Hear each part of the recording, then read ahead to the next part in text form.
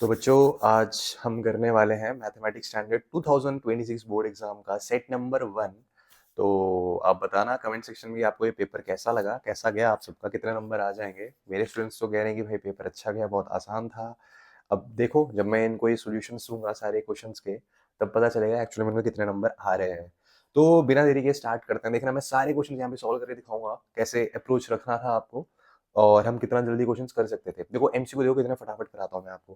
चलो section A solve करते हैं। तो सेक्शन ए की बात करते हैं। सेक्शन ए में पहला क्वेश्चन ये कहता है कि एचसीएफ ऑफ, पहला है कि एचसीएफ किसका निकालना है, 960 और 432 का। देखो जब भी एचसीएफ निकालने की बात आ जाए, एक ट्रिक ये होता है कि एचसीएफ में जो दो नंबर्स हैं इन दोनों का डिफरेंस निकाल दो। 960 और 432 का डिफरेंस निकालोगे तो कितना आएगा, 2810 13456 459 528। अब आपको बस देखना है कि जो ऑप्शंस दे रखे हैं 48 54 72 36, क्या 528 इस इन ये सारे नंबर्स प्रॉपर्ली डिवाइड कर पाते कि नहीं कर पाते हैं। तो आपने यहाँ पे अगर आपने सबसे बड़ा नंबर लिया 72, क्या 528 को डिवाइड कर पाता है। तो आपने बोला सर 7 7 7 टू 14 रखते हैं, 7 7 14 में 50, तो सर कुछ ना कुछ तो रिमाइंडर बचेगा, यानी कि प्रॉपर्ली डिवाइड नहीं कर पा रहा है। तो 72 इसका एक फैक्टर नहीं है, तो 72 नहीं है तो 36 भी नहीं होगा। तो दो ऑप्शन तो एलिमिनेट हो गए यहीं पे। अब आपके पास बचा है 54 या 48। बड़ा नंबर डाल के देखते हैं, 54 से भी डिवाइड नहीं होता तो ऑब्वियसली इसका आंसर ऑप्शन ए 48 होगा। तो मैंने 54 से डिवाइड करने का सोचा, किसको, 528 को। तो आप खुद सोच के देखो, 54 इंटू 10 करता हूं तो 540 आता है। तो 54 इंटू 9 करो, 9 4 36 3 9 5 45 3 48। तो यहाँ पे भी कुछ ना कुछ रिमाइंडर बचेगा जो कि जो 54 पूरी तरह से डिवाइड नहीं कर पाएगा। तो यहाँ पे इसका ऑप्शन नंबर आंसर हो जाएगा, इसका फर्स्ट का आंसर हो जाएगा आपका ऑप्शन नंबर ए। ये अच्छा, सेकंड क्वेश्चन पे आ जाओ। द नेचुरल नंबर टू क्या होता है, टू एक प्राइम नंबर होता है। सो उसका ऑप्शन नंबर ए हो जाएगा। चलो क्वेश्चन नंबर 3 पे चलते हैं। क्वेश्चन नंबर 3 ये बोलता है for any natural number n 6 की power n ends with the digit. अब देखो 6 की पावर चाहे 1 हो, 6 की पावर चाहे 2 हो, 6 की पावर चाहे 3 हो, ये 6 1 6 होता है, 6 6 36 होता है, 6 क्यूब 216 होता है। आप देखो कि जो इसका यूनिट डिजिट होगा ये हमेशा 6 के बराबर आएगा। तो इसका ऑप्शन नंबर क्या हो जाएगा, इसका ऑप्शन नंबर हो जाएगा बी। तो थर्ड का ऑप्शन आएगा बी। चलो फोर्थ क्वेश्चन करते हैं। तो फोर्थ क्वेश्चन में क्या होने वाला है, यहाँ पे मेरे को एक ग्राफ दे रखा है। बोला गया है कि यहाँ पे द नंबर ऑफ जीरोस का मतलब जीरो नहीं होता, नंबर ऑफ द जीरोस का मतलब होता है कि आपके क्वाड्रेटिक इक्वेशन का सॉल्यूशन क्या आ रहा है, सॉल्यूशन की बात कर रहे हैं वो। तो आपको पता होना चाहिए अगर कोई भी ग्राफ एक्स एक्सिस को क्रॉस करता है तो वही उसका नंबर ऑफ सॉल्यूशन होता है, कितने बार उसने एक्स एक्सिस को क्रॉस किया। तो ये वाला ग्राफ जो है ये एक्स एक्सिस को क्रॉस ही नहीं कर रहा, तो नंबर ऑफ सॉल्यूशन यहाँ पे जीरो होंगे। तो इसका option number A. Fifth question, if a pair of linear equations in two variable is represented by two coincident line then the pair of equation is. अब भाई देखो एक लाइन के ऊपर ही दूसरा लाइन है, तो इनके नंबर ऑफ सॉल्यूशंस कितने होंगे। इनका pair of equation has a pair in two variables represented by two constant line, then the pair of equation has two solution, no solution, unique solution। देखो दोनों कितने बार एक दूसरे से इंटरेक्ट कर रहे हैं, दोनों लाइन भाई infinite number of times interact कर रहे हैं, तो ऑब्वियसली बात है कि इसका जो सॉल्यूशन होगा वो डी होगा, and infinite number of solutions. अब क्वेश्चन नंबर 6 देखते हैं। The common difference of AP, देखो पहला आपका √2 है, दूसरा 2√2, आगे पढ़ने की जरूरत ही नहीं है, सीधा 2√2 माइनस √2 करोगे तो इसका आंसर क्या आएगा, √2 आएगा। तो इसका ऑप्शन नंबर ए हो जाएगा। 6th क्वेश्चन का आंसर है ए। अब आ जाते हैं 7th क्वेश्चन पे। 7th क्वेश्चन क्या कहता है, जो दो ट्राइंगल है सिमिलर है, कौन कौन से ट्राइंगल सिमिलर है, ए बी सी सिमिलर है ट्राइंगल डी ई एफ के। तो और उन्होंने कंडीशन दे रखी है कि 2AB बराबर हो जाएगा DE के, और BC इज इक्वल टू 8 दे रखा है, EF की वैल्यू निकालनी है। देखो AB बाई DE अगर मैं करता हूं तो ये हो जाता है 1/2, तो AB अपॉन में DE करता हूं तो क्या हो जाता है 1/2 हो जाता है। मेरे को निकालना है BC और EF। देखो BC अपॉन में EF ये बराबर होगा BC अपॉन में EF के। सिमिलैरिटी की प्रॉपर्टी लगा दी मैंने यहाँ पे, साइड्स का रेशियो सेम होता है। तो BC मेरे को 8 दे रखा है, EF मेरे को पता नहीं है, तो क्वेश्चन मार्क। तो आप बोलोगे सर ये 1/2 इज इक्वल टू 8 अपॉन में x, तो x की वैल्यू कितनी आ जाएगी, 8 टू द 16। तो जिसका भी यहाँ पे ऑप्शन नंबर डी होगा उनका सही होगा ये वाला क्वेश्चन। आ जाओ 8th क्वेश्चन पे आते हैं। 8th क्वेश्चन क्या कहता है, mid point of the line segment joining the point this and this lies on. अब देखो यहाँ पे 5, -4 है और 6, 4 है, तो यहाँ पे कौन सा फॉर्मूला यूज करना था, इन दोनों का सम बाई 2 और इन दोनों का सम बाई 2। तो अब आप -4 + 4/2 करोगे तो ये तो 0 आ रहा है, तो इसका मतलब कुछ ना कुछ 5 + 6 11, 11/2, 0। अब बाई कोऑर्डिनेट 0, इसका मतलब वो x एक्सिस पे लाई करेगा, तो इसका ऑप्शन नंबर हो जाएगा ए। 8th का आ गया आंसर ए। चलो चलते हैं 9th क्वेश्चन पे। जुकाम हो रखा है भाइयों। 9th क्वेश्चन पे, 9th। तो यहाँ पे क्या बोल रखा है, sine theta is equal to A upon में बी दे रखा है आपको, और बोले कि कॉस थीटा की वैल्यू क्या है। अब आप एक बात बताओ, साइन थीटा का मतलब होता है परपेंडिकुलर अपॉन में हाइपोटेन्यूज। आप अगर ऑप्शन देखोगे ना, यहाँ पे ऑप्शन में देखो कॉस थीटा आपकी क्या होता है, नीचे तो हाइपोटेन्यूज आना ही चाहिए, और यहाँ पे हाइपोटेन्यूज बी है।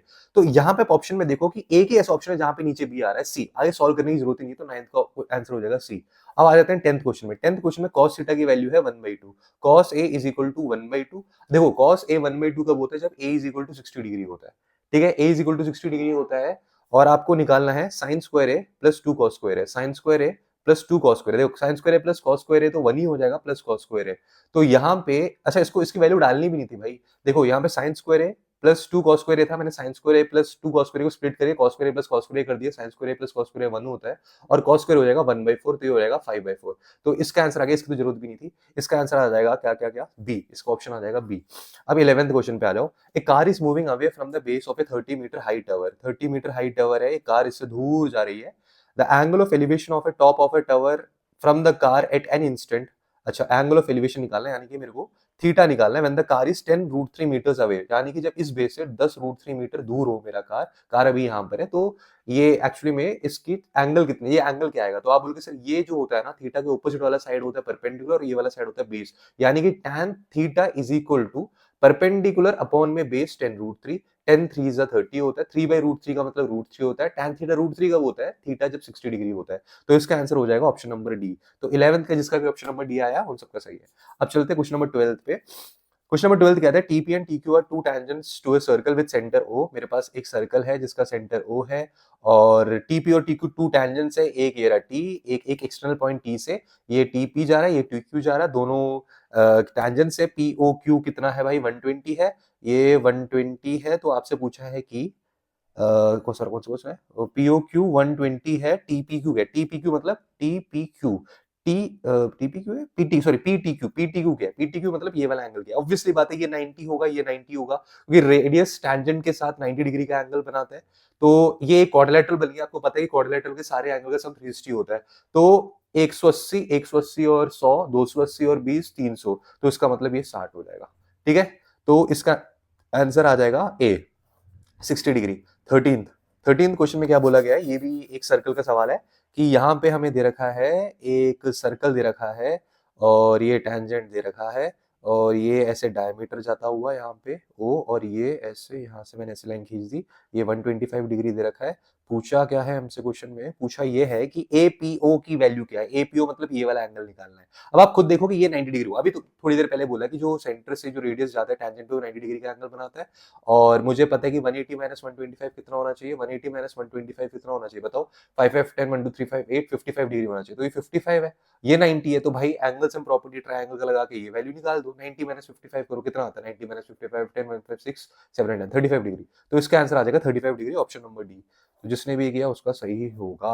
14th क्वेश्चन, 14th क्वेश्चन बहुत बढ़िया क्वेश्चन था। Length of the arc of a sector of a circle with radius 21 centimeter and of central angle 60। the length of arc निकालनी है मेरे को, arc की लेंथ निकालनी है मुझे। ये arc की लेंथ है L, मान लेते हैं arc की लेंथ को।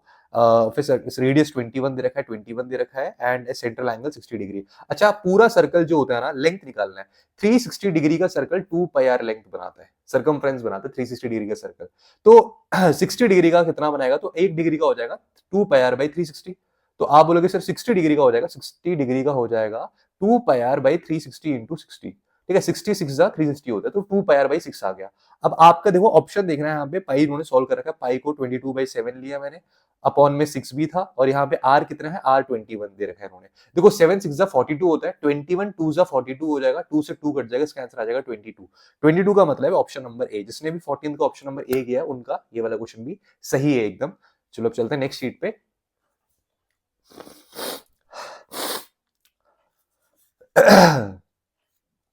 15th क्वेश्चन पे आ जाओ। 15th क्वेश्चन ना मेरे बच्चों में से बहुत सारे बच्चों ने गड़बड़ किया, थोड़ा बहुत गड़बड़ हुआ उनका 15th क्वेश्चन में। बहुत ही बढ़िया क्वेश्चन है कि द आर एंड के बारे में बोला हुआ है। The hour hand of a clock is 7 centimetre, यानी कि क्लॉक है आपके पास, उसमें जो देखो क्लॉक के अंदर 3 एंड होते हैं, आर एंड होता है, मिनट एंड होता है, सेकंड एंड होता है। जो सबसे छोटा वाला होता है वो होता है आर एंड। तो आर एंड की लेंथ यहाँ पे इन्होंने दे रखी है, रेडियस कितना दे रखा है, 7 सेंटीमीटर दे रखा है, आर एंड की लेंथ दे रखी है आपको। The angle swept by it between 7 AM and 8 10 AM। देखो मैं आपको एक बात बताता हूँ, आर एंड जो है ना 12 घंटे में 360 डिग्री बनाते हैं, पूरा एक चक्कर होता है 360 डिग्री का।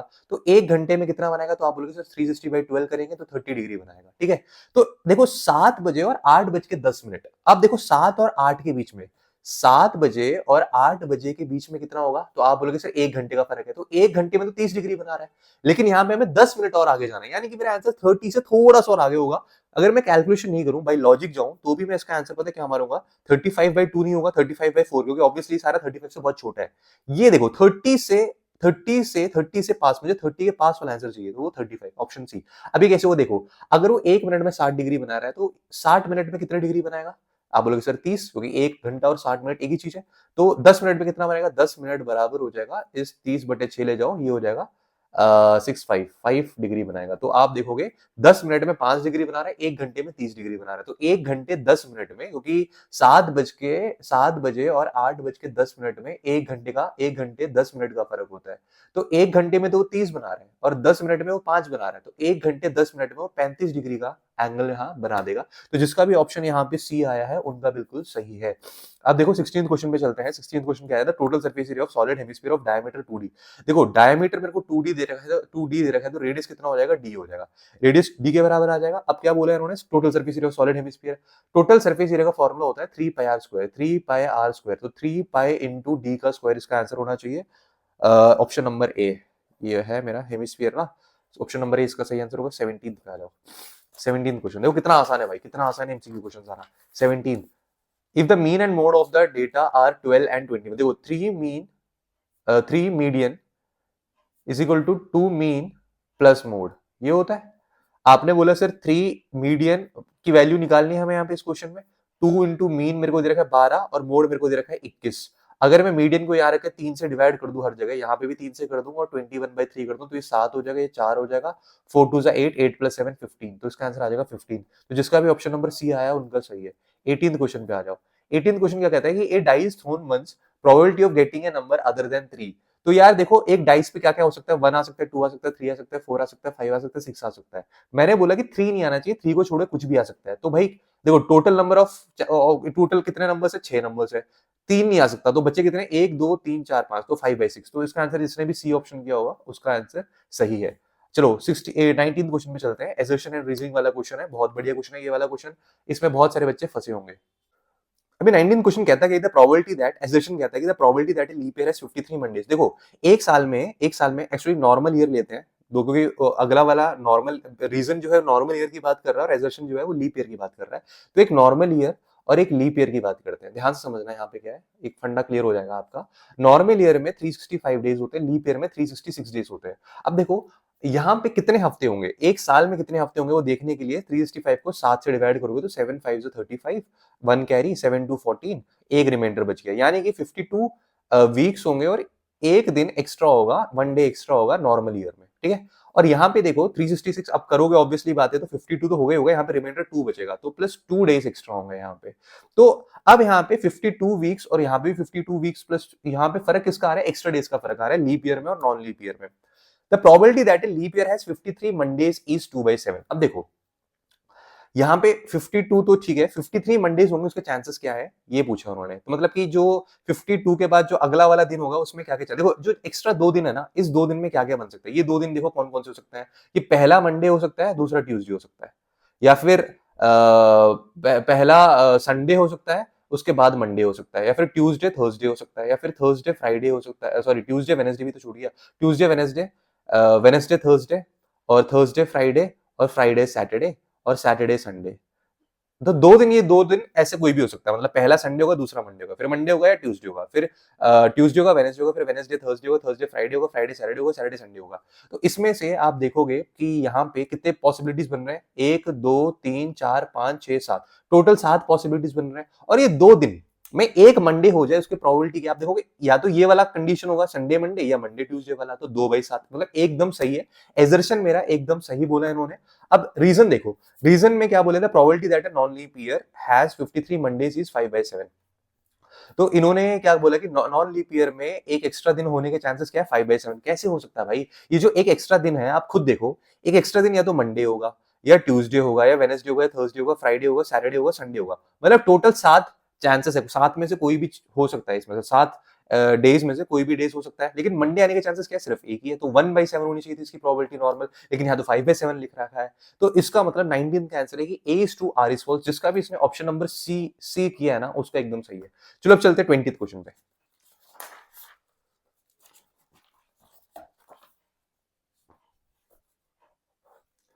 अब 20th क्वेश्चन क्या कहता था, पॉलिनोमियल p ऑफ फाइव था, polynomial p of five is equal to Y square plus 4y plus 3 has two zeros.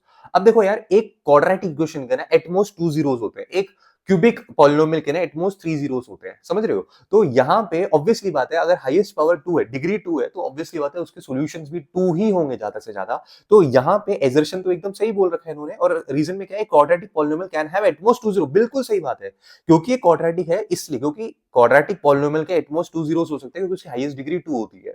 और ऊपर भी आपको एजर्शन में क्वाड्रेटिक पॉलिनोमियल दिया और बोला भी कि भाई 2 जीरोस है, इसके बिल्कुल सही बात है, 2 जीरोस होंगे। तो इसका आंसर हो जाएगा A and R is true and R is the correct explanation of A. तो इसका ऑप्शन नंबर हो जाएगा आपका ए। तो चलते हैं आप 21 क्वेश्चन में, जो कि आपका सेक्शन बी के अंदर आ जाता है भाइयों, सेक्शन बी के अंदर आ जाता है। बहुत ही आसान सवाल, 21st क्वेश्चन।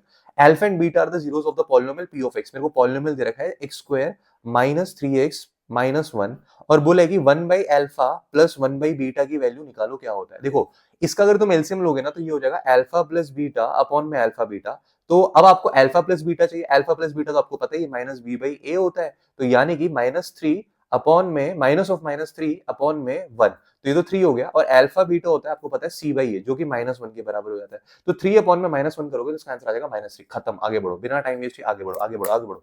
तो 33 का कौन सा क्वेश्चन किया जाए, ये किया है, ये किया जाए। 22 का, सॉरी 22 का मैं ए करता हूँ। तो 22 का ए क्या है, इसमें बोला है कि ट्रायंगल एबीसी है मेरे पास, एक ट्रायंगल मैंने एबीसी बना दिया, बहुत ही बढ़िया, एबीसी, और इसमें मैंने डीई को मैंने पैरेलल रखा बीसी के, और AD x है, और DB अगर x माइनस 2 है, और AE x प्लस 2 है, और EC x माइनस 1 है, तो भाई लोगों बताओ कि यहाँ पे x की वैल्यू क्या होगी। तो आप बोलोगे सर बहुत ही आसान सवाल ये, इसमें अगर मैं बीपीटी लगाऊं तो ये हो जाएगा x अपॉन में x माइनस 2 बराबर, क्योंकि पैरेलल लाइन है ना ये दोनों, is equal to x plus 2 upon में x माइनस 1 हो जाएगा। इसको क्रॉस मल्टीप्लाई करोगे तो ये हो जाएगा X square minus X is equal to, इसको क्रॉस मल्टीप्लाई करोगे देखो a माइनस B into A plus B क्या होता है, ए स्क्वायर माइनस बी स्क्वायर, तो एक्स स्क्वायर माइनस 4 हो जाएगा, एक्स स्क्वायर से एक्स स्क्वायर कट जाएगा, तो minus X is equal to minus 4 का मतलब है एक्स इज इक्वल टू 4। तो जिसका भी एक्स इज इक्वल टू 4 आया उसका बिल्कुल सही है भाई लोगों। अब चलते हैं 22 का कौन सा, 22 तो हो गया, 23 पे चलते हैं, 23 पे। 23 का कहता है, 23 कहता है कि the coordinates of centre of a circle. अच्छा, मेरे को सेंटर ऑफ द सर्कल का कोऑर्डिनेट दे रखा है कि x -7, 2x दे रखा है मेरे को centre of the circle coordinate. Find the values of x if the circle passes through the point. अब सर्कल किस पॉइंट से निकल रहा है, सर्कल के ऊपर एक पॉइंट आता है -9, 11 एक पॉइंट आता है, एंड हैज रेडियस 5√2 यूनिट्स, और रेडियस की वैल्यू दे दिया। भाई डिस्टेंस फॉर्मूला यार, आप देखो ये वाला कोऑर्डिनेट आपको पता है, ये वाला कोऑर्डिनेट पता है, बीच वाला डिस्टेंस का रेडियस आपको पता है, इतना दे रखा है। डिस्टेंस फॉर्मूला लगाओ, बहुत आसान है। आप लोगों भी ने ऐसा किया है ना, मैं बहुत ठीक ठाक समझा पा रहा हूँ, मेरे को ऐसा नहीं नहीं यार, यहाँ पे कट कर देना यार। आप लोगों ने इस क्वेश्चन को कैसे सॉल्व किया है, होप कि आपको जो मैं करा रहा हूँ आपका भी ये सही हो जाए, आपके भी अच्छे नंबर बने। टेंशन मत लो, बस आप ये चेक करो कि आपने ठीक किया कि नहीं किया। टेंशन मतलब जो हो गया वो हो गया, अब नेक्स्ट पेपर की तैयारी करो अच्छे से। अब देखो यहाँ पे क्या है कि अगर मैं डिस्टेंस फॉर्मूला लगाता हूँ तो ये x1 y1 ले लेते हैं, इसको x2 y2 ले लेते हैं। तो आप बोलोगे सर x2 माइनस x1 का होल स्क्वायर, तो ये हो जाएगा -9 माइनस x माइनस 7 का whole square plus y2 minus y1 का होल स्क्वायर, 11 माइनस 2x का whole square is equal to क्या होना चाहिए, 5√2 का होल स्क्वायर। ये होता है ना डिस्टेंस फॉर्मूला। तो यहाँ पे मैंने क्या करा, मैंने इसको खोला, -9 माइनस एक्स प्लस 7 का whole square plus 11 minus 2x करूंगा तो a स्क्वायर माइनस 2ab, 2 2 जा 4, 11 44x plus plus b square मतलब 4x स्क्वायर हो जाएगा। A square minus 2ab plus b square is equal to 5√2 का होल स्क्वायर करूंगा तो 25, 25 इंटू 2 50, ये हो गया। अब इसको खोलूंगा तो -9 प्लस 7 कितना होता है, -9 प्लस 7 होता है -2, -2 माइनस x का होल स्क्वायर है ये। तो माइनस को कॉमन निकाल दूंगा तो माइनस का स्क्वायर करूंगा तो माइनस तो पॉजिटिव हो जाता है, तो ये x प्लस 2 ही बचेगा। तो x प्लस 2 का होल स्क्वायर कितना हो जाएगा, तो एक बचा x square plus 2ab plus b square, a square plus 2ab plus b square, a square plus 2ab plus b square plus 121 minus 44x plus 4x square is equal to 50। ठीक है, अब यहाँ पे अगर इसको सॉल्व किया जाए तो मैं सही ले रहा हूँ ना सारा, वैल्यूज ऑफ एक्स मतलब एक्स की एक से ज्यादा वैल्यूज आ सकती है, तो मतलब क्वाड्रेटिक क्वेश्चन बनेगा यहाँ पे। तो आप बोलोगे सर 4 प्लस 121 होता है 125, 125 में से अगर आप 50 माइनस कर दो यहाँ पे, और x square minus x square plus 44 x 4x square क्या होता है 5x स्क्वायर होता है, 2x माइनस 44x क्या होता है, 2x माइनस 44x होता है -42x प्लस ये हो गया कुछ ऐसा, 5x स्क्वायर माइनस 42x 125 में से 25 माइनस करोगे 100, 100 में से 25 माइनस करोगे 75 इज इक्वल टू 0। तो अब मेरे को क्या करना है, मेरे को ऐसे दो नंबर चाहिए जिनको मल्टीप्लाई करो तो 75 इंटू 5 आ जाए, जोड़ो तो 42 आ जाए। ये तो खतरनाक होने वाला है। तो मैं जाऊंगा सीधा माइनस बी प्लस और माइनस रूट डी वाले फॉर्मूले से। एक्स की वैल्यू तभी आएगी मुझे। The coordinates find the values of x. चलो देखते हैं। डी इज इक्वल टू क्या होता है, under root B square minus 4ac। मुझे पहले ये निकालना पड़ेगा। तो बी स्क्वायर मतलब माइनस 42 का स्क्वायर माइनस 4 इंटू ए इंटू सी, 4 इंटू 5 इंटू सी कितना होता है 75 होता है। अब अगर मैं माइनस 42 का स्क्वायर करूँ कैसे आएगा, 42 8 50 से 8 कम है तो 64 हो गया, 25 में से 8 माइनस करूंगा तो 17 हो गया, 1764। तो 1764 माइनस, हाँ कैसा लगा ट्रिक, सिखाऊंगा, सब्सक्राइब कर लेना, सिखाऊंगा ये सारी चीजें कैसे करते हैं। 4 5 से 20, 75 इंटू 2 करूंगा तो 150 हो जाएगा, और 20 एक जीरो लगा दिया तो ये हो जाएगा 1764 में से अगर मैं 150 माइनस 1500 माइनस कर दूंगा तो ये 4 हो जाएगा, 6 हो जाएगा, 264 हो जाएगा। ये तो बड़ा घटिया है। 264 किसका स्क्वायर रूट होता है भाई, ये क्या हुआ भाई, यहाँ पे कहीं पे गड़बड़ करी है हमने, देख लेना, क्योंकि देखो 2 नंबर का क्वेश्चन है वो ऐसे नहीं देंगे तुम्हारा। एक्चुअली में रूट के अंदर कुछ नहीं आएगा, तुम्हारे एक रैशनल नंबर ही आएगा, रूट के अंदर रैशनल नंबर नहीं आ सकता, पक्का देख लेना। हमने कुछ गड़बड़ किया है, यहाँ पे दोबारा रीचेक करते हैं। एक्स स्क्वायर और 4x स्क्वायर मिलाया 5x स्क्वायर हुआ, 2x और ये 2x कैसे आएगा ये, एक्स प्लस टू का whole square a square plus 2ab। अरे भाई ए प्लस बी का होल स्क्वायर करते तो ए स्क्वायर प्लस बी स्क्वायर 4 आ गया, प्लस 2ab, 2 इंटू 4 4x होना चाहिए थे, और 4x में से 44x को माइनस करते हैं तो माइनस 40x आता है। यहाँ गड़बड़ी हो गई इसलिए हमारा गलत आया है। तो अब और सिंपल हो गया। तो भाई तेरे ध्यान से देख लेना, अब हम क्या करने वाले हैं, हम डिस्क्रिमिनेंट कैसे निकालेंगे, under root of B square 40 का स्क्वायर माइनस 40 का स्क्वायर माइनस 4 इंटू 5 इंटू 75। तो ये आ जाएगा, आप बोलोगे सर 40 का स्क्वायर होता है 1600, और ये तो हमने यहाँ पे निकाल ही लिया था, 4 5 से 20, 20 इंटू 75 कितना होता है 1500 होता है, यानी कि रूट 100 आ जाएगा। रूट 100 का मतलब 10 आ जाएगा, यानी कि डिस्क्रिमिनेंट 10 आ गया। तो डिस्क्रिमिनेंट निकला, डिस्क्रिमिनेंट, चलो भाई अगला पेज, डिस्क्रिमिनेंट निकला ये भी। तो यहाँ पे आपको पता होना चाहिए कि अगर मेरे को एक्स की वैल्यू निकालनी है तो माइनस बी प्लस और minus root D by 2a होता है। तो आप बोलोगे sir minus of B, B क्या है यहाँ पे क्वेश्चन के हिसाब से, माइनस ऑफ माइनस 40 प्लस और माइनस रूट डी तो हमारा कितना आया 10 आया है, 10 आया अपॉन में 2 इंटू ए कितना है 5 है। तो आप बोलोगे सर इसके दो सोल्यूशन निकले, या तो ये हो जाएगा 40 प्लस 10/10, यह हो जाएगा 40 माइनस 10/10।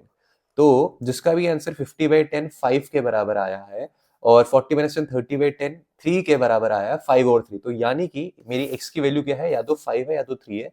तो 5 और 3 ये, तो जिसका भी आंसर ये 5 और 3 आया उसका सही होगा। चलो आगे बढ़ते हैं। अब कौन सा क्वेश्चन है भाई, अब है ट्रिगो का क्वेश्चन, बहुत शानदार क्वेश्चन, बहुत आसान क्वेश्चन। tan थीटा की वैल्यू उन्होंने क्या दे रखी है, 24/7 दे रखी है। हमें निकालना है sin theta plus cos theta की value. sin theta plus cos theta क्या होगा, एक बात बताओ, ये होता है परपेंडिकुलर अपॉन में बेस। तुमने ट्रिपलेट पढ़ा होगा 7 24 25, तुम्हें तो पेपर में पाइथागोरस थ्योरम से करना पड़ेगा, लेकिन मुझे ट्रिपलेट आता है और मैं जल्दी कराना चाहता हूँ, इसलिए मैं ट्रिपलेट का यूज कर रहा हूँ। तो 7 24 25 का मतलब है इसमें 25 जो होगा वो हाइपोटेन्यूज होगा, यानी कि sin थीटा की वैल्यू हो जाएगी परपेंडिकुलर 24 अपॉन में 25, और cos थीटा की वैल्यू हो जाएगी बेस 7 अपॉन में 25। 24 और 7 कितना होता है, 24 और 6 30, 30 और 1 31, 31/25, 31/25, क्वेश्चन खत्म। 2 नंबर तुम्हारे पक्के। अब चलते 25th क्वेश्चन पे। 25th क्वेश्चन क्या बोल रहा है, 25th क्वेश्चन ये बोल रहा है कि the two concentric circles of radius इतना इतना। मैंने दो कॉन्सेंट्रिक सर्कल्स बनाए, एक का रेडियस 4 है, एक का रेडियस 5 है, छोटा r 4 है और कैपिटल R 5 है। Find the length of the chord of the larger circle which touches the smaller circle, यानी कि जो बड़े सर्कल का जो कॉर्ड है वो छोटे सर्कल के लिए टेंजेंट का काम करेगा। तो आपसे पूछा गया find the length of the chord, तो इसकी ही लेंथ निकालनी है मुझे। एक बात बताओ, अगर मैंने यहां से ये मेरा रेडियस है, ये मेरा रेडियस है, ये कौन सा, ये कैपिटल आर है बड़े वाले सर्कल की तरफ, तो ये पूरा 5 हो जाएगा। और आप बोलोगे सर ये जो है मेरा, ये तो 90 डिग्री हो गया, ये जो है मेरा ये छोटा वाला, ये कितना दे रखा है मेरे को, 4 दे रखा है। तो एक बात बताओ, आपको ट्रिपलेट पता होगा 3 4 5 वाला, तो ये हो जाएगा आपका 3। तो ये 3 हो गया। ये तो कॉर्ड का आता है ना, एक एक जो सेंटर होता है, अगर मैं देखो एक सेंटर से अगर मैं सर्कल के कॉर्ड पे परपेंडिकुलर खींचता हूं तो कॉर्ड दो इक्वल हाफ्स में बट जाते हैं। तो अगर ये 3 है तो ये भी 3 होगा, तो इसमें इसकी आंसर आ जाएगी 6। तो जिसने भी इसका आंसर 6 किया है उसका सही है। चलो अब बढ़ते हैं नेक्स्ट क्वेश्चन पे, 26 क्वेश्चन। देखो 26 क्वेश्चन आप खुद करना, ये √3 इज इरेशनल एनसीईआरटी में बहुत बार है, और आपने ट्यूशन में, आपने कोचिंग सेंटर में हजारों बार इसकी प्रैक्टिस की होगी, तो ये खुद कर लेना आप, ये बिल्कुल ही सही होगा, एनसीईआरटी में भी इसका सोल्यूशन दे रखा है। 27 पे आ जाते हैं। तो चलो बच्चों 27 करते हैं, find the ratio in which the x axis divides. देखो एक्स एक्सिस डिवाइड्स जैसे ये एक्स एक्सिस है और ये वाई एक्सिस है, अगर कोई भी लाइन एक्स एक्सिस से पास होते हुए जाती है ना, उस पॉइंट पे वाई कोऑर्डिनेट जीरो होता है ना। ये एक्स कॉमा जीरो है, मतलब कोई भी लाइन जब एक्स एक्सिस से पास होती है तो उस पे वाई कोऑर्डिनेट जीरो होता है। तो यहाँ पे बोले find the ratio in which the x axis divides the line segment. तो लाइन सेगमेंट का मेरे को कोऑर्डिनेट दे रखा है कि -6,5 है और दूसरा कोऑर्डिनेट है -4,-1। तो बोला है also find the point of intersection. तो यहाँ पे ये एक्स एक्सिस को डिवाइड कर रहा है, एक्स एक्सिस का कोऑर्डिनेट कितना है, x,0 मान लेते हैं, और ये किस रेशियो में डिवाइड कर रहा है, k/1 में। तो मेरे से रेशियो ही पूछा है ना, find the point of intersection पूछा है इन्होंने, यानी कि x कोऑर्डिनेट की वैल्यू निकालनी है। Find the ratio in which the x coordinate divides the line segment joining the this and also find the point of intersection. मेरे को पॉइंट ऑफ इंटरसेक्शन भी निकालना है, बहुत आसान है। यहाँ पे क्या करने वाले हैं, आप बोलोगे सर यहाँ पे देखो y कोऑर्डिनेट 0 है, तो मैं y के लिए सॉल्व करूँ तो k/-1 प्लस 1/5 अपॉन में k+1 is equal to Y coordinate की वैल्यू 0 है, तो ये तो पूरा उधर जाके 0 हो जाएगा। तो -k+5 is equal to 0, k को उधर ले जाओ तो k की वैल्यू 5 आ जाएगी। तो ये तो बहुत अच्छा, मेरा रेशियो आ गया 5/1। पहला पार्ट मैंने सॉल्व कर लिया। क्वेश्चन में सेकंड पार्ट भी है, छोड़ के भाग मत जाना। अब यहाँ पे अगर मैं 5/1 को सॉल्व करता हूँ, यहाँ पे मेरे को x मेरे को पॉइंट ऑफ इंटरसेक्शन निकालना है। पॉइंट ऑफ इंटरसेक्शन देखो y कोऑर्डिनेट तो 0 है, फिक्स्ड है, कुछ नहीं करना, बस मेरे को x वाला निकालना है। तो अब क्या होगा, आप बोलोगे सर ये -6,5 है और ये -4,-1 है, इसको सॉल्व करेंगे तो 5 इंटू -4 -20, 1 इंटू -6 -6 अपॉन में 5+1 6 is equal to x coordinate. तो ये हो जाएगा -26 अपॉन में 6 आ जाएगा, और x की वैल्यू हो जाएगी -13 अपॉन में 2 3 -13/3। तो इसका कोऑर्डिनेट कुछ ऐसा आएगा -13/3, 0। जिसका भी आंसर ऐसे निकला है उनका सबका सही है ये क्वेश्चन। अब तक कितने क्वेश्चन सही बन रहे हैं यहाँ पे, अब कमेंट सेक्शन में बताना मुझे। सही करा ना हमने, कोई गलत तो नहीं किया होगा हमने। 5 तो पक्का सही निकलेगा हमारा। 5 इंटू -4 -20, 1 इंटू -6 -6 -20 -6 अपॉन में 5+1 6। हाँ ठीक है, चलो आगे बढ़ते हैं। 27 के बाद हम चलते हैं अपने 28 क्वेश्चन में। वाह, ये भी ट्रिगो का सवाल, ट्रिगो का सवाल 28। कौन सा करता मैं, ए करता है बी करता, ए करता या बी करता? x minus H, x minus H, ठीक है, x की जगह पे ये डालता, एच कट जाता। अरे ये तो बहुत इजी लग रहा है मुझे, ए वाला करता हूँ। चलो बी वाला तो मैंने बच्चों को 1000 बार करा रखा है क्लास में, एनसीईआरटी वाला सवाल है।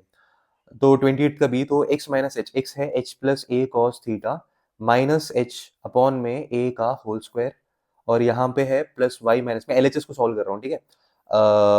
वाई माइनस के का मतलब है कि वाई की जगह पे मैं क्या डालूंगा, K plus B sine theta minus K upon में बी का whole square is equal to 1। ये प्रूव करना। अब खुद देखो, यहाँ पे देखो एच कट गया, यहाँ पे के कट गया, यहाँ पे बचेगा a cos theta by a का होल स्क्वायर, और यहाँ बचेगा b sine theta by b का होल स्क्वायर।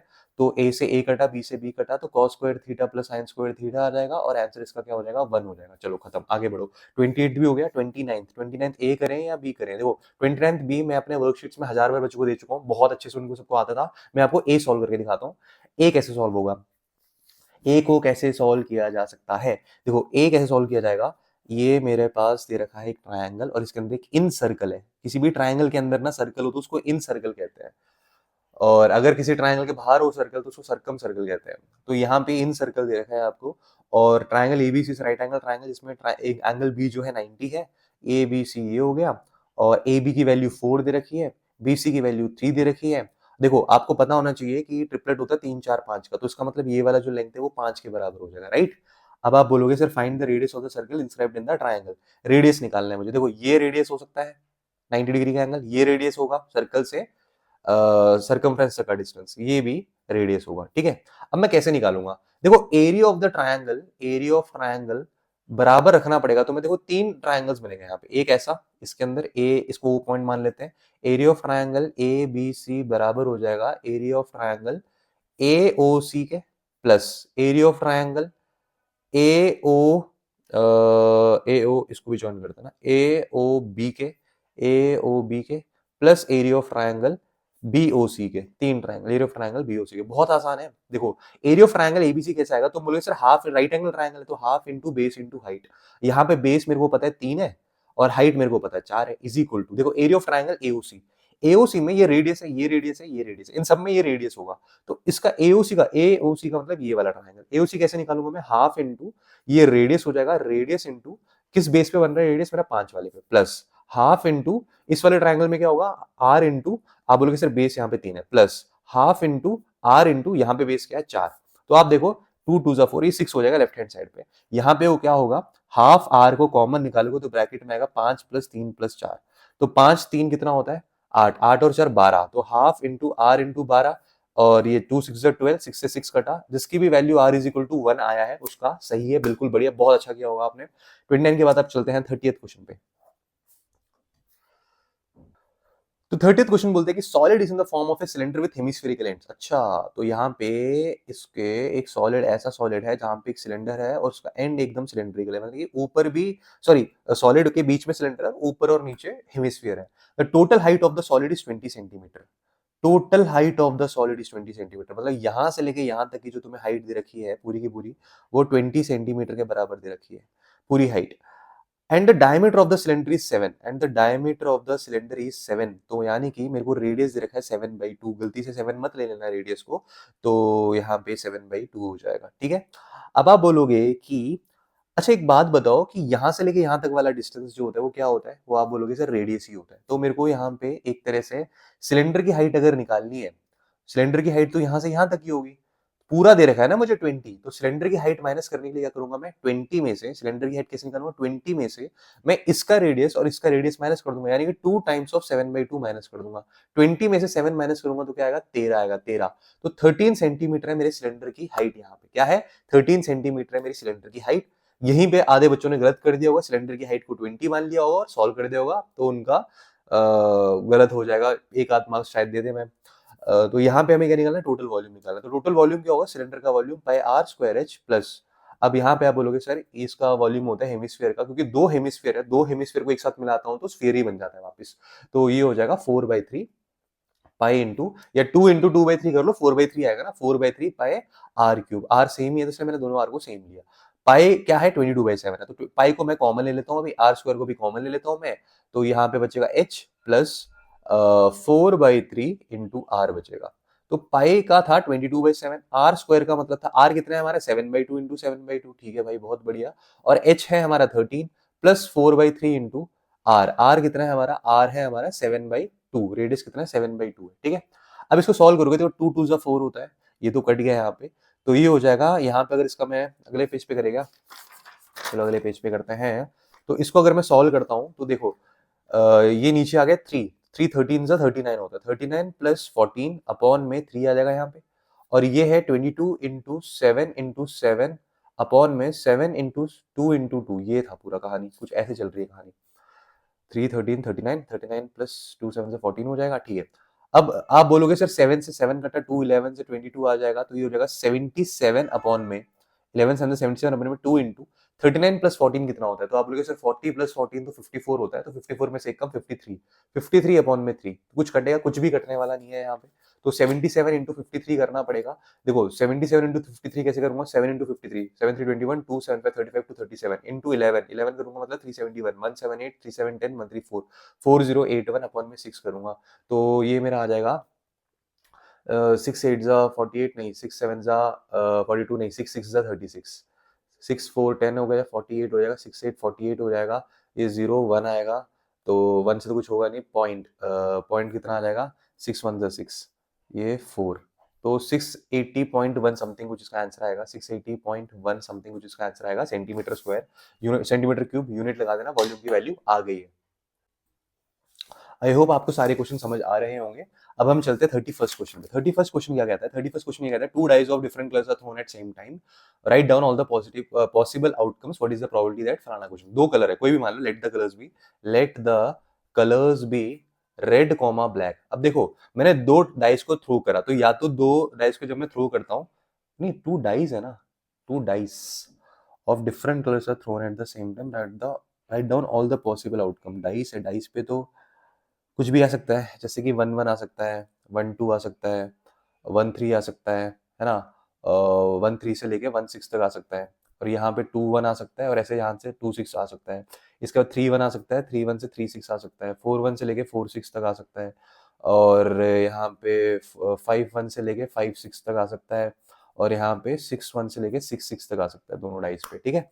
तो यहाँ पे ये हो जाएगा, टोटल कितने हो जाएंगे पॉसिबिलिटी, 6 की पावर 2, दो डाइस से दो बार थ्रो कर रहे हो और एक डाइस पे 6 आ सकते हैं, तो 6 की पावर 2 36 आउटकम्स आ सकते हैं यहाँ पे।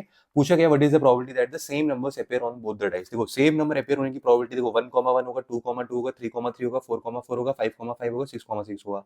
तो 6 6/36 करोगे तो इसका आंसर आ जाएगा 1/6। अगला, पहला क्वेश्चन का आंसर हो गया ये 1/6। दूसरा, different numbers appear on the dice, on both the dice, different number. देखो अगर सेम नंबर अपीयर होने की प्रोबेबिलिटी 1/6 है तो 1 - 1/6 कर दोगे तो अलग अलग नंबर अपीयर होने की प्रोबेबिलिटी आ गई, तो ये हो जाएगा 5/6। खत्म इसका आंसर। देखो कितना आसान था। अब चलते हैं सेक्शन डी पे। सेक्शन डी का पहला सवाल 32 ग्राफिकली सॉल्व करना है। यहाँ पे हमें बोला है कि तीन इक्वेशन है, 2x - 3y + 6 = 0 और 2x + 3y - 18 = 0 और x = 0। देखो x = 0 का मतलब होता है वाई एक्सिस। इसका मतलब क्या होता है, वाई एक्सिस। तो मतलब कि जब आप एरिया निकालोगे ना, एरिया ऑफ ट्राइंगल निकालोगे, तो वाई एक्सिस को कंसिडरेशन में लेना पड़ेगा तुम्हें। तो एक है 2x - 3y, चलो इन दोनों को सॉल्व करते हैं, इक्वेशन नंबर 1 इक्वेशन नंबर 2। तो इसको जब सॉल्व करेंगे, देखो 2x - 3y + 6 = 0 और 2x + 3y - 18 = 0 को जब तुम सॉल्व करोगे तो 3y कट जाएगा, elimination method. 2x + 2x 4x हो जाएगा, 6 और -18, 6 और -18 कितना होता है, -12 होता है। तो -12 = 0, x = आ जाएगा तुम्हारा 3, x 3 आ जाएगा, x की वैल्यू यहाँ पुट करो, y की वैल्यू निकालो। तो ये क्यों निकाल रहे हैं, ये इसलिए निकाल रहे हैं ताकि हमारा इंटरसेक्शन पॉइंट हमें मिल जाएगा। तो y क्या आ जाएगा यहाँ पे, दोनों लाइंस का इंटरसेक्शन पॉइंट, ये भी एक लाइन है, ये भी एक लाइन है, तो दोनों लाइंस का इंटरसेक्शन पॉइंट मैं ऐसे निकालता हूँ। तो y की वैल्यू निकालने के लिए x की वैल्यू यहाँ पुट करोगे तो 2 × 3 नहीं 18 को उधर लेके जाके -2 × 3, तो 18 - 6, तो ये हो जाएगा 12। तो 3,12 हो जाएगा तुम्हारा इंटरसेक्शन पॉइंट इसका। 3,12 सही निकाला है ना, सही निकाले कि नहीं। x की वैल्यू 3 डाला, 3 2 6, 6 और 6 12, 12/3 है, ये कुछ अलग आ रहा है। अच्छा y के साथ 3 भी तो है, यहाँ पे 3 भी तो है, 3y है ना यहाँ पे, 3y। तो यहाँ पे 3y = 12 आएगा तो y = 4 आ जाएगा। तो आपका कोऑर्डिनेट हो जाएगा 3,4। क्या हो जाएगा, 3,4 आ जाएगा आपका इंटरसेक्शन पॉइंट वाला कोऑर्डिनेट। अब देखो मुझे टैबुलेट करना पड़ेगा इसे, पहला वाला और दूसरा वाला, ये पहले वाले के लिए, दूसरे वाले के लिए। तो पहले वाले में x, y, पहले वाले इक्वेशन में जब मैं x को 0 रखता हूँ, जब मैं x को 0 रखता हूँ तो y क्या आएगा, y आएगा 2। अब जब मैं y को 0 रखता हूँ तो x क्या आएगा, y को 0 रखूंगा तो x आएगा, ये 6 -6/2 -3 आ जाएगा, ठीक है। अब इसको टैबलेट करते हैं इक्वेशन नंबर 2 को। इक्वेशन नंबर 2 हो जाएगा, देखो जब ये मैं यहाँ पे y को 0 रखूंगा, y को 0 क्यों रखना है, y को 0 रखूंगा तो 2 9 लंबा नंबर आएगा, बड़ा नंबर आएगा, बड़ा नहीं चाहिए, तो मैं y को 2 रखता हूँ। y को जब मैं 2 रखूंगा तो ये हो जाएगा 6, 6 - 18 कितना होता है, -12, -12 वहां जाके +12, तो 12/2 6, तो x की वैल्यू 6 आ जाएगी। 2 6,2 आ जाएगा। और इसमें अब मैं अगर x की वैल्यू को 0 रखता हूँ तो y की वैल्यू आ जाएगी 18/3 6, 0,6। तो इसका यूज करके आप अगर टैबलेट करोगे, करके दिखा दूं क्या, करके दिखा दूं, कहाँ करूँ, यहाँ यहाँ, चलो यहाँ कर देता हूँ। चलो चलो चलो चलो चलो भाई, यहाँ कर देता हूँ। नेगेटिव साइड पे जाना था क्या, -3 तक जाना था, शिट। चलो कोई नहीं, ये मेरा 0 है, ये मेरा 1 है, 2 है, x पे कहाँ तक जाना है, 6 तक, 3 4 5 6, 6 तक गए। और यहाँ पे मैं गया, y पे कहाँ तक जाना है मुझे, y पे मेरे को जाना है 6 तक, 1 2 3 4। गलतियाँ हो सकती है शायद क्योंकि मैं बहुत जल्दी कराने की कोशिश कर रहा हूँ, तो अगर कोई मिस्टेक करा है मैंने तो कमेंट सेक्शन में बताना, और गाली मत देना भाइयों प्लीज़। जल्दी जल्दी करा रहा हूँ मैं, क्योंकि मेरे को ना, मैं सोच रहा हूँ सारे सेट्स कराऊँ मैं एक बार। तो y हो जाएगा -1, सॉरी x हो जाएगा -1 -2 और -3, बस नेगेटिव तो जरूरत नहीं है y की। तो अब हमारे पास क्या है कि एक लाइन है जो 0,2 है, 0,2 का मतलब ये वाला पॉइंट हो गया, x0 y2 ये रहा, x0 y2, 0,2 ये हो गया, और -3,0, x -3 है y0 है, तो ये वाला पॉइंट। तो मेरी एक लाइन तो निकल रही है, ऐसे जा रही है, ठीक है। ये कौन सा लाइन होगा, ये होगा 2x - 3y + 6 = 0 वाला। दूसरा है x6 y2, x6 है और y2 है, x6 y2 का मतलब है ये वाला line, x6 y2, x6 y2, x6 y2 है एक ये वाला, और 0,6, x0 है तो y6 है, y6 है, अरे बाप रे, खतरनाक। थोड़ा आगे तक बनाना पड़ेगा।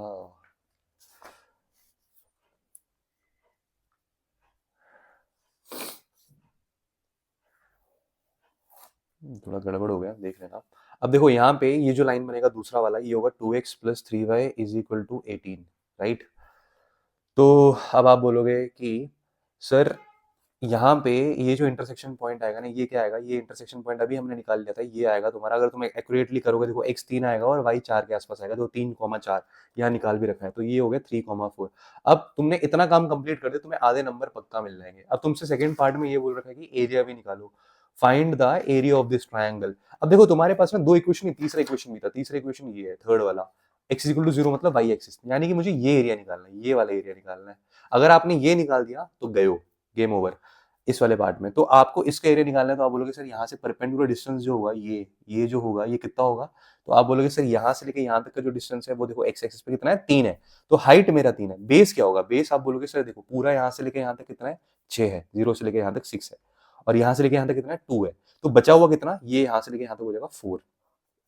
कितना हो जाएगा ये, 4, 1 2 3 4, खुद काउंट भी कर सकते हो, 2 से लेके 6 तक, 1 2 3 4, तो बेस मेरा 4 हो जाएगा। बस निकाल दो, हाफ इंटू 3 इंटू 4, 2 2 जा 4 6, तो एरिया कितना आया मेरा, एरिया आया 6 यूनिट्स आया मेरा एरिया, खत्म।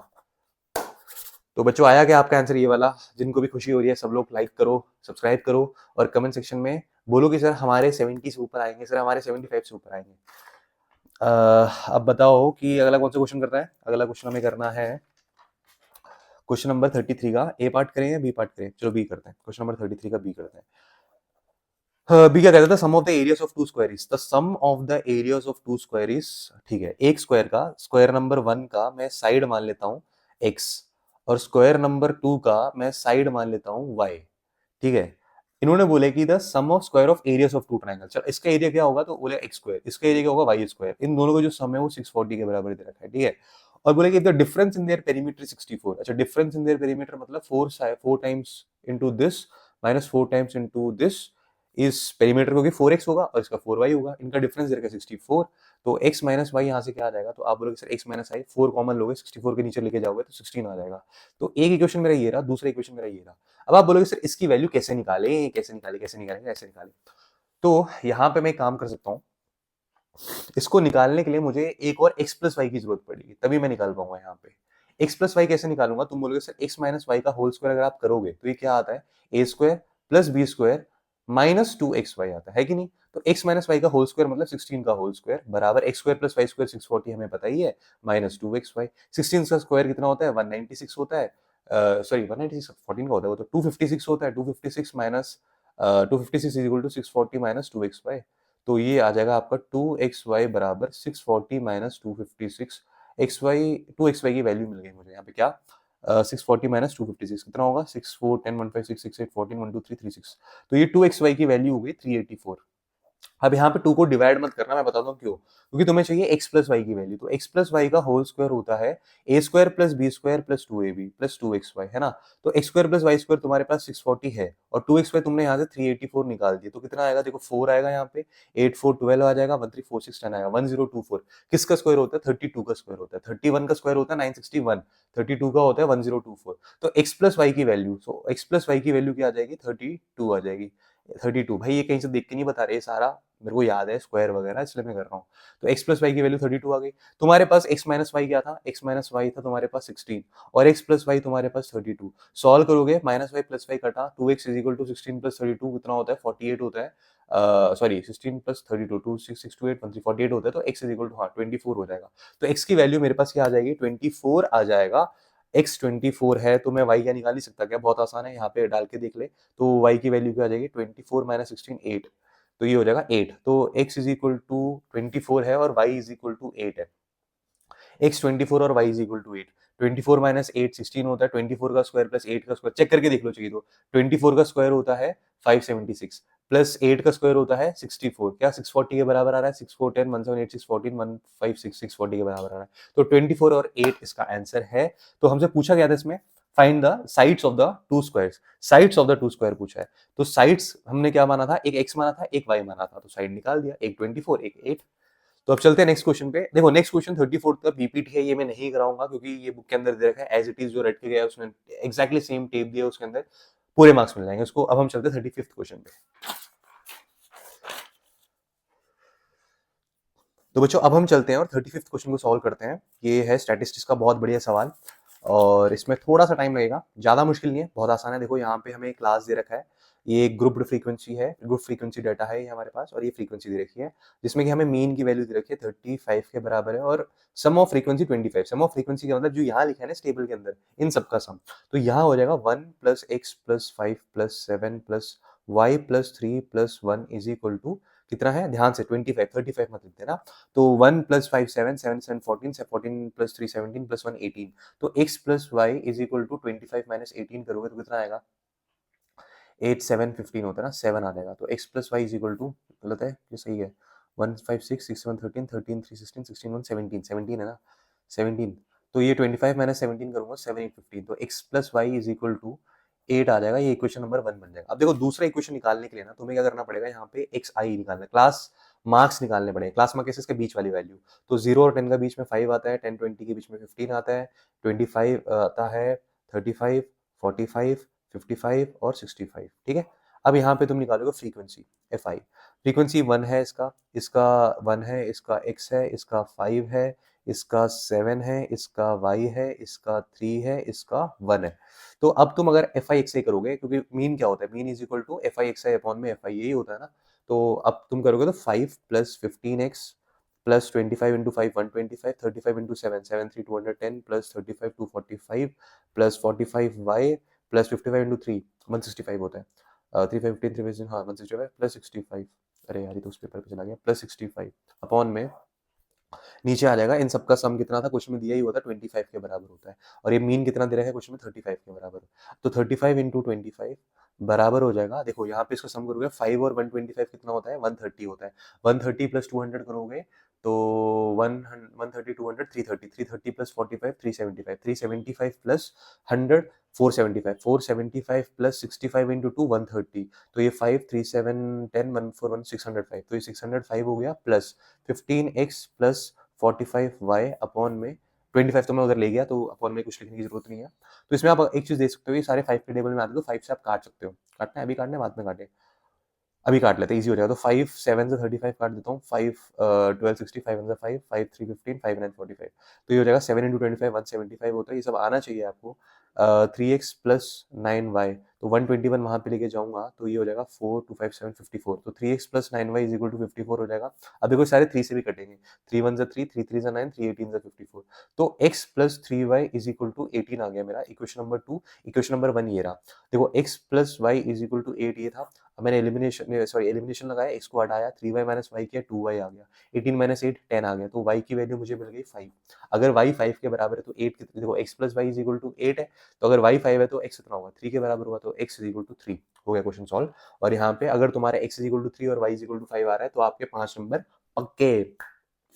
अब चलते हैं क्वेश्चन नंबर 36 में। ओ वाओ, केस स्टडी वाले क्वेश्चंस चालू हो जाते हैं। इस बार केस स्टडी बहुत आसान आया है, जहां तक मैंने देखा है बहुत आसान आया है पिछले साल के कंपैरिजन में, मुश्किल नहीं है। मेरे को ऐसा लगा इस वाले सेट में, पहले वाला सेट का, ये कौन सा सेट है आपका, ये पहला सेट है ना, पहले सेट का केस स्टडी तो मेरे को इजी लगा।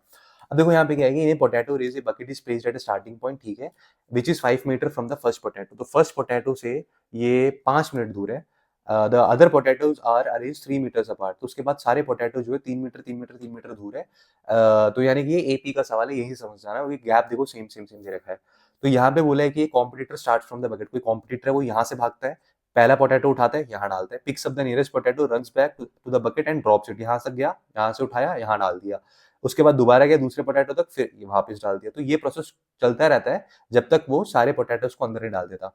पहला क्वेश्चन क्या कहता है कि what is the distance covered to pick up the first potato and drop it in the bucket. भाई देखो बकेट ये रहा और पोटैटो ये रखा, पहला वाला बंदा यहाँ से यहाँ तक गया, 5 मीटर डिस्टेंस है, यहाँ से यहाँ तक गया, मतलब 5 मीटर कवर हुए, वापस यहाँ पे आया तो 10 मीटर कवर हो गया। तो यानी कि pick up the first potato and drop it in the bucket, दोनों कर रहा है। तो पहले वाले का आंसर तो भाई 5 + 5 10 मीटर आएगा, 10 मीटर। अच्छा दूसरा क्वेश्चन बहुत हलवा क्वेश्चन है, what is the distance covered to pick up the second potato and drop it in the bucket. अच्छा देखो दूसरा पोटैटो यहाँ 3 मीटर और, तो यहाँ पे 5 और 3 8, 8 मीटर गया पूरा यहाँ तक, और वापिस 8 मीटर बकेट तक आएगा चल के, तो 16।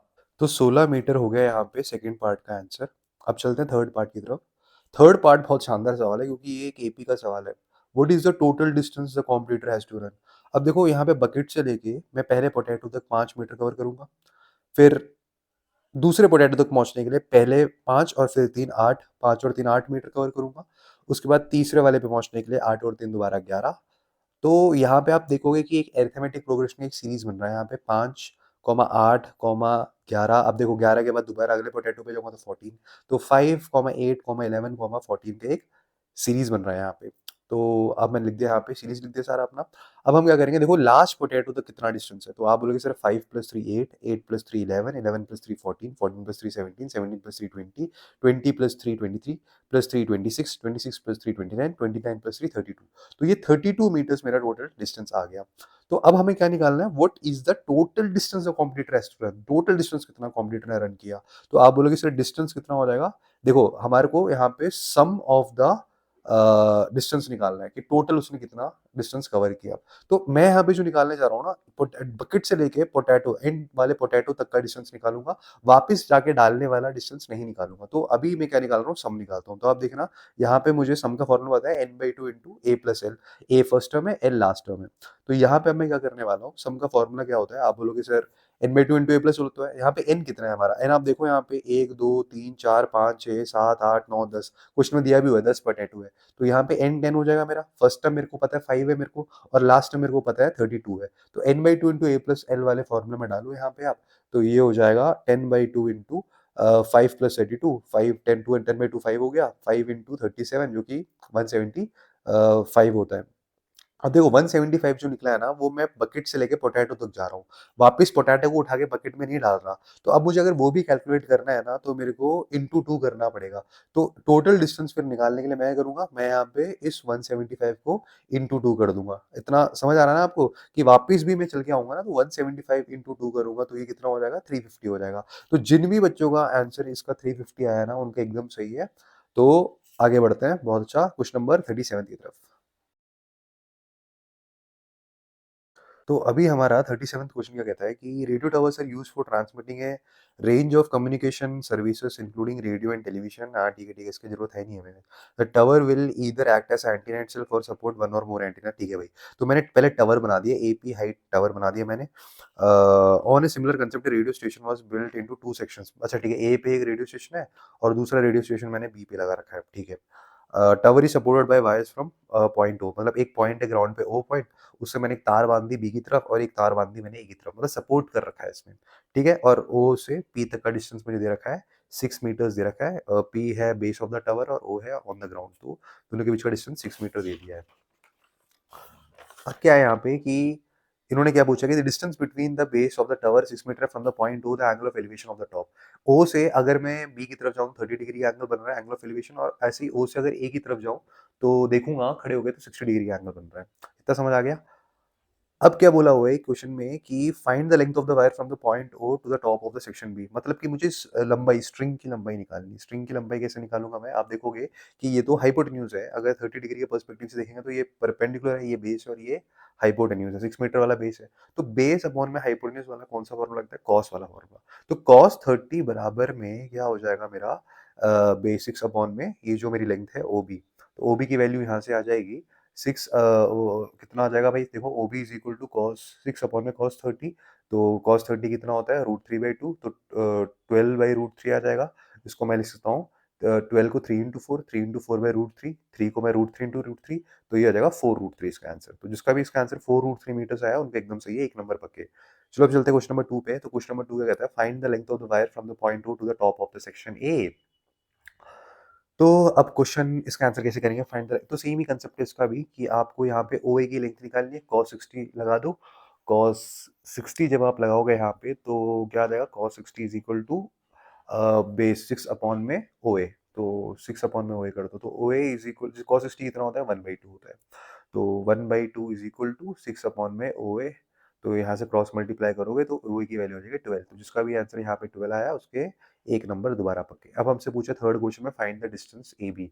ए बी डिस्टेंस निकालना है भाई, ये वाला हाफ वाला। तो ए बी निकालने के लिए अब देखो, अगर मेरे को पूरा यहाँ पे ये क्या है, नीचे वाला पॉइंट, नीचे वाला पॉइंट क्वेश्चन में क्या दिया है, पी दिया है। हाँ ठीक है।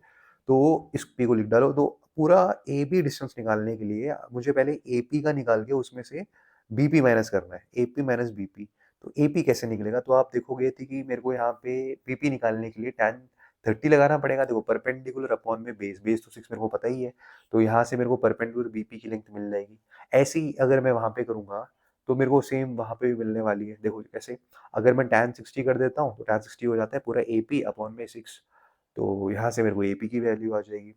तो AP इज इक्वल टू ये हो जाएगा तो 6√3। क्या हो जाएगा? 6√3 हो जाएगा।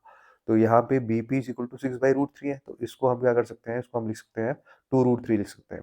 तो ये AP माइनस BP कितना हो जाएगा? 6√3 माइनस 2√3। पूरा 6√3 आया, इतना 2√3 आया, तो 6√3 माइनस 2√3 कितना हो जाएगा? 4√3 हो जाएगा। तो यहाँ पे मेरे पास AB की वैल्यू आ गई 4√3। यही क्वेश्चन में बोला था 2 नंबर पक्के अगर ऐसा किया है तो। अब हम चलते हैं 38 क्वेश्चन की तरफ। भाई जिसका भी यहाँ पे अभी तक सारा क्वेश्चन का आंसर सही आया ना, जबरदस्त भाई, बहुत अच्छा बहुत अच्छा। चलो 38 क्वेश्चन करते हैं। अब देखो यहाँ पे क्वेश्चन क्या कहता है। क्वेश्चन ये कहता है कि a brooch is crafted from a silver wire in the shape of a circle with a diameter of 35 centimetre. The wire is also used to create 5 diameters, dividing the circle into 10 equal sectors as shown in figures. अब यहाँ पे मैंने एक circle बनाया, इसका जो diameter है वो 35 है, रेडियस नहीं है 35, डायमीटर है 35, और ऐसे मैंने 5 डायमीटर्स बना रखे हैं सर्कल के अंदर, ठीक है। और यहाँ पे क्वेश्चन में ध्यान से देखना कि this circle is divided into 10 equal sectors. Equal sectors का मतलब पूरे एरिया को मैं 10 इक्वल पार्ट्स में बांट रहा हूँ, राइट। तो यहाँ पे आप बोलोगे सर कि पहला क्वेश्चन क्या कहता है, what is the radius of the circle. कितना हलवा सवाल है भाई। डायमीटर 35 दिया है तो रेडियस तो 35 का आधा होगा ना। 35 का आधा कितना है? 17.5 सेंटीमीटर। खत्म। अगला second, what is the circumference of the ब्रूच। भाई ये तुम कह रहे, देखा टफ क्वेश्चन आया है। आर तुम्हें पता है कि 17.5 है, सर्कमफ्रेंस क्या होता है? 2 पाई आर होता है। आउटर बाउंड्री को हम सर्कमफ्रेंस कहते हैं ना, तो 2 इंटू 22/7 इंटू 17.5, 2 इंटू 17.5 किया। अभी ऊपर क्या रहा? 35 डायमीटर होता है। 35 इंटू 22/7, 7 5 35, 5 इंटू 22 110, 110 सेंटीमीटर का आंसर आएगा। चलो क्वेश्चन नंबर थर्ड देखते हैं। अब last question, what is the total length of silver required. अब देखो कितना आसान है। टोटल लेंथ का मतलब मेरे को सर्कमफ्रेंस चाहिए होगा, ठीक है। इसके अलावा मैं उस सर्कल के अंदर 5 लंबे लंबे तारों का यूज कर डायमीटर भी तो खींच रहा हूँ ना भाई। 5 डायमीटर्स हैं, तो सर्कमफ्रेंस प्लस 5 डायमीटर। सर्कमफ्रेंस अभी हमने ऊपर निकाला क्या है? 110। डायमीटर क्या है? 5 इंटू 35।